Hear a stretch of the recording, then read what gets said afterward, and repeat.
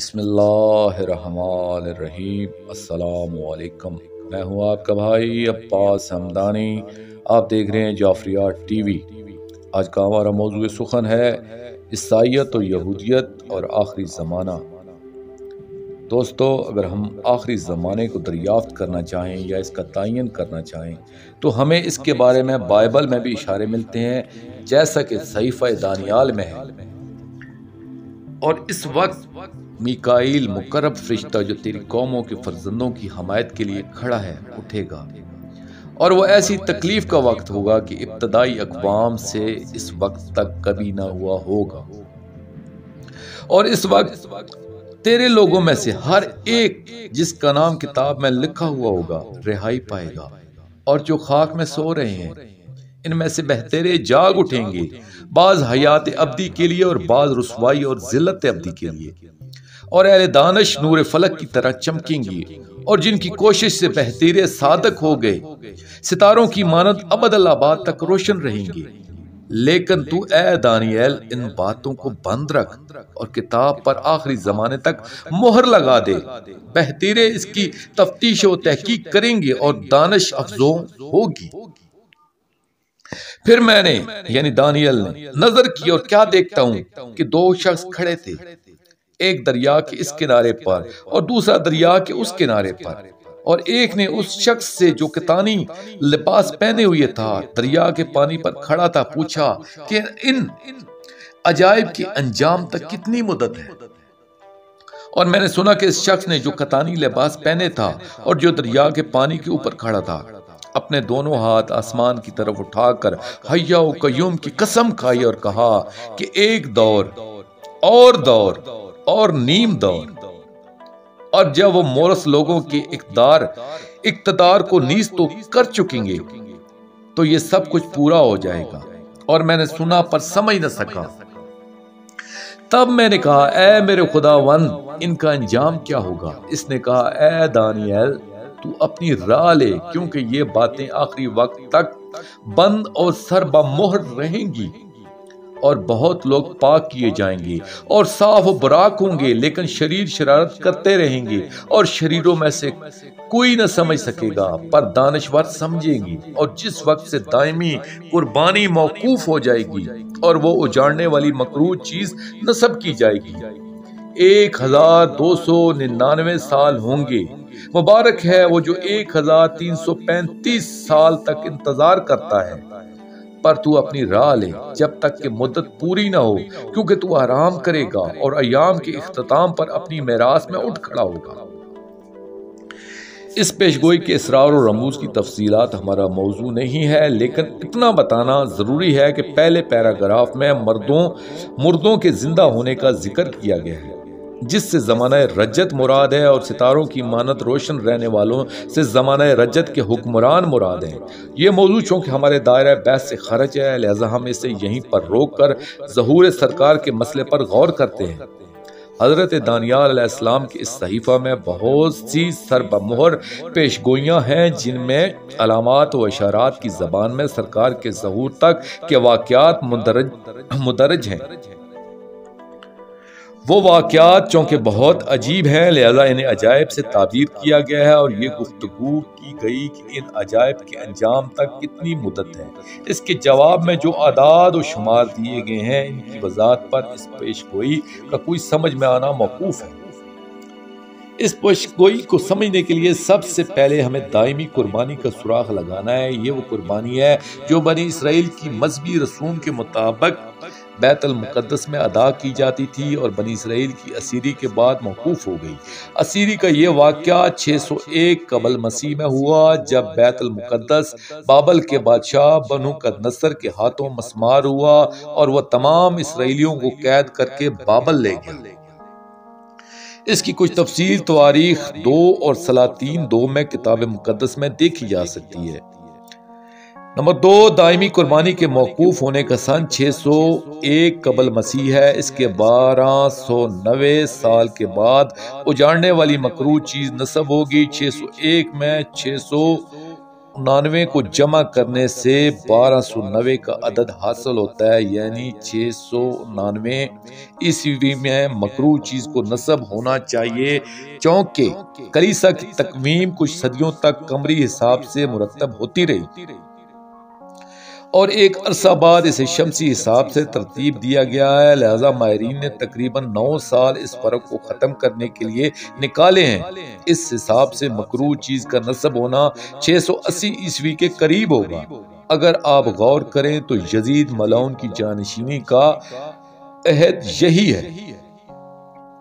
Number 3، گبن کی تاریخ، زوال و تباہی، روم مطبوعہ لندن، صفحہ 49 پر تحریر ہے کہ واقعہ کربلا 680 عیسوی میں ہوا، جس کا ہجری سن 60 اور 61 ہے۔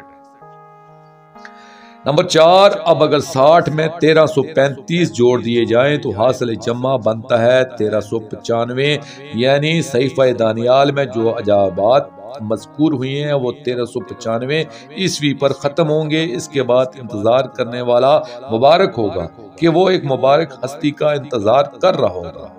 والعلم بالصواب۔ نزول مسیح اور سرکار کا ظہور ایک دوسرے کے ہم دوش ہیں، لہذا انجیل متی کا یہ حوالہ ہمارے موقف کی تائید و مزید ہے، جس میں جناب عیسیٰ علیہ السلام نے اپنے نزول اور اس عہد کے کچھ حالات پر تبصرہ فرمایا ہے۔ اور جب وہ زیتون کے پہاڑ پر بیٹھا تھا، اس کے شاگردوں نے الگ اس کے پاس آ کر کہا، ہم کو بتائیں کہ یہ باتیں کب ہوں گی اور تیرے آنے اور دنیا کے آخر ہونے کا نشان کیا ہوگا؟ یسوع نے جواب میں ان سے کہا، خبردار کوئی تم کو گمراہ نہ کر دے، کیونکہ بہتیرے میرے نام سے آئیں گے اور کہیں گے میں مسیح ہوں، اور لوگوں کو گمراہ کریں گے اور تم لڑائیوں کی افواہ سنو گے۔ خبردار گھبرا نہ جانا، کیونکہ ان باتوں کا واقعہ ہونا ضرور ہے، لیکن اس کا خاتمہ نہ ہوگا، کیونکہ قوم پر قوم اور سلطنت پر سلطنت چڑھائی کرے گی اور جگہ جگہ کال پڑیں گے اور بھوچال آئیں گے، لیکن یہ سب باتیں مصیبتوں کا شروع ہی میں ہوں گی۔ اس وقت لوگ تم کو ایذا دینے کے لیے پکڑوائیں گے اور تم کو قتل کریں گے، اور میرے نام کی خاطر سب قومیں تم سے عداوت کریں گی، اور اس وقت بہتیرے ٹھوکر کھائیں گے اور ایک دوسرے کو پکڑوائیں گے اور ایک دوسرے سے عداوت رکھیں گے، اور بہت سے جھوٹے نبی اٹھ کھڑے ہوں گے اور بہتروں کو گمراہ کریں گے، اور بے دینی کے بڑھ جانے سے بہتروں کی محبت ٹھنڈی پڑ جائے گی، مگر جو آخر تک برداشت کرے گا وہ نجات پائے گا، اور بادشاہی کی اس خوشخبری کی منادی تمام دنیا میں ہوگی تاکہ سب قوموں کے لیے گواہی ہو، تب خاتمہ ہوگا۔ پس جب تم اس اجاڑنے والی مکروہ چیز کو، جس کا ذکر دانیال نبی کی معرفت ہوا، مقدس مقام پر کھڑا ہوا دیکھو، پڑھنے والے سمجھ لیں، تو جو یہودیہ میں ہوں وہ پہاڑوں پر بھاگ جائیں، جو کوٹھے پر ہو وہ اپنے گھر کا اسباب لینے کے لیے نیچے نہ اترے، اور جو کھیت میں ہو وہ اپنا کپڑا لینے کو پیچھے نہ لوٹے۔ مگر افسوس ان پر جو ان دنوں حاملہ ہوں اور جو دودھ پلاتی ہوں، پس دعا کرو تم کو جاڑوں میں یا سبت کے دن نہ بھاگنا پڑے، کیونکہ اس وقت ایسی بڑی مصیبت ہوگی کہ دنیا کے شروع سے نہ اب تک کبھی ہوئی نہ کبھی ہوگی۔